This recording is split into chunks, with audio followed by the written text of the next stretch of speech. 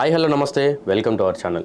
So బీసీల ఉద్యమం అనేది చాలా రోజుల నుండి కూడా జరుగుతూ ఉంది. బీసీలకు 42% రిజర్వేషన్ కావాలని చెప్పి సో కాంగ్రెస్ ప్రభుత్వం అలాగే రేవంత్ రెడ్డి ఈ బీసీలకు అందరికీ కూడా వీళ్ళకి 42% రిజర్వేషన్కి వీళ్ళ సైడ్ మద్దతుగా నిల్చోవట్లేదు అని చెప్పి కూడా ఉద్యమం చేస్తూ ఉన్నారు. సో దీని గురించి మరిన్ని విషయాలు మనతో మాట్లాడడానికి mission for the poor charitable trust chairman Vaddapalli Ramakrishna ఉన్నారు. మాట్లాడదాం. నమస్తే అండి. సో ముందుగా ఈ బీసీల యొక్క తేనె గూడుని దీన్ని ముట్టుకొని చెరిపారు. బీసీలకి 42% రిజర్వేషన్ ఇవ్వట్లేదు అని చెప్పి అలాగే దీన్ని మాట్లాడట్లేదు, అసలు రేవంత్ రెడ్డి మద్దతుగా నిలిచోవట్లేదు బీసీలకు అని అంటున్నారు. ముందుగా దాని గురించి ఒకసారి చెప్పండి. ఆదాబ్ హైదరాబాద్ ప్రేక్షకులందరికీ నా హృదయపూర్వక నమస్కారాలు.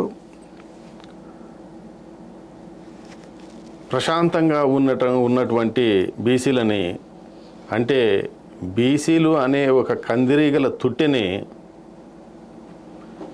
మన ముఖ్యమంత్రి రేవంత్ రెడ్డి గారు కదిపారు.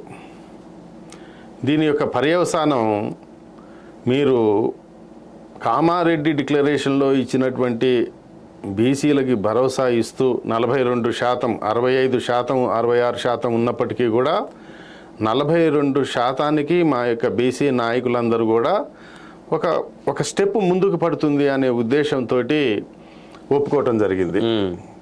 కానీ ఈ 42%కి కూడా మిగతా విషయాలన్నిటికంటే ముఖ్యంగా 42% ఇస్తామని మీరు పార్లమెంటులో చేయాల్సినటువంటి పోరాటాన్ని పార్లమెంటులో బిల్లు పెట్టి దాన్ని ఆమోదించుకోవాల్సినటువంటి బాధ్యతని మీరు మర్చిపోయారు.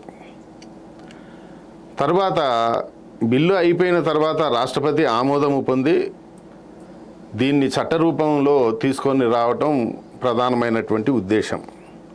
కానీ మీరు ఈ యొక్క ఉద్యమ శక్తిని తక్కువగా అంచనా చేసి బీసీలకి ఇచ్చిన మాటని మీరు తప్పుతూ బీసీల కోపానికి మీరు గురవుతున్నారు.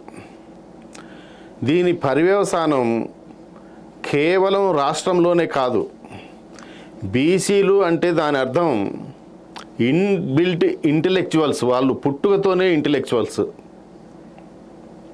అలాంటి బీసీలని ప్రశాంతంగా ఉన్నటువంటి బీసీల్లో మీరు ఈ యొక్క ఆశని కల్పించి మళ్ళా పక్కదారి పెట్టారు.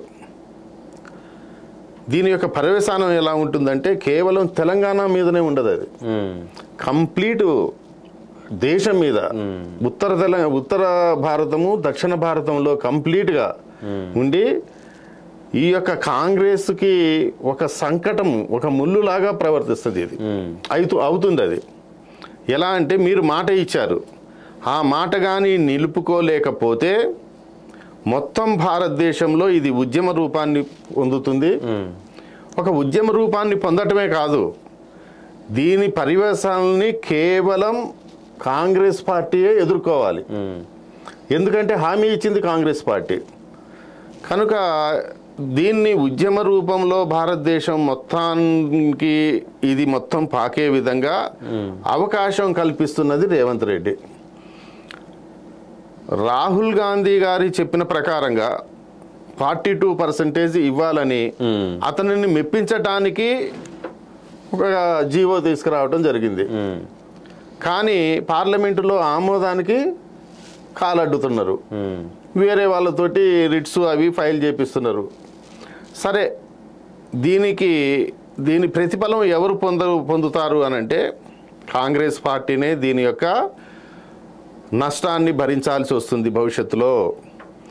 ఒక ఎనలిస్టుగా చెప్తున్నాను, దీనివల్ల మరో 50 సంవత్సరాలు కాంగ్రెస్ పార్టీ అధికారంలోకి రాదు. ఏ ఉద్యమం చేయకుండా మీరు సునాయాసనంగా దేశంలో ఉన్న అధికార పార్టీకి అంటే బీజేపీకి వాళ్ళ యొక్క ఇప్పుడు ఉన్నటువంటి అధికారాన్ని ఇంకొక 30 సంవత్సరాల దాకా నిరభ్యంతరంగా పరిపాలించుకునే అవకాశాన్ని కాంగ్రెస్ పార్టీనే ఇస్తుంది.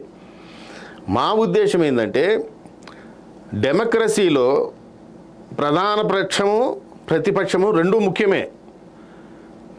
ప్రతిపక్షం పోషిస్తున్న పాత్ర కూడా ఇప్పుడు కాంగ్రెస్ పార్టీకి ఇంకొక 30-40 సంవత్సరాల వరకు ఉండదని రాసి పెట్టుకోండి. మాకు చేసేటటువంటి మోసానికి ప్రతిఫలంగా మీరు తప్పకుండా మా యొక్క బీసీల యొక్క దెబ్బని రుచి చూస్తారు మీరు. అంటే మీరు ఇంకొకటి ఏంటంటే బుద్ధున్నోడు ఎవడు కూడా బీసీలకి మాట ఇచ్చి తప్పరు. ఒకవేళ రేవంత్ రెడ్డి కనుక పార్లమెంట్ సమావేశంలో బీసీల వైపు గట్టిగా నించోకపోతే మరో 50 సంవత్సరాల వరకు కూడా మీరు కోలుకునే అవకాశమే లేదని కూడా అంటున్నారు. ఏ విధంగా అంటున్నారు? కరెక్ట్. ఈ ఉద్యమం గ్రామీణ స్థాయి నుంచి రాష్ట్ర స్థాయి వరకు అదే రకంగా అన్ని రాష్ట్రాల్లో కూడా మేము ఉద్యమించడానికి సిద్ధమయ్యాం. ఇప్పటికైనా బుద్ధి తెచ్చుకొని మేము సంఘటితం కాకముందే తక్షణం 42% మీరు పార్లమెంటులో ప్రవేశపెట్టి బీసీలకి అనుకూలంగా మీరు చేయగలిగితేనే మీ మర్యాద దక్కుద్ది.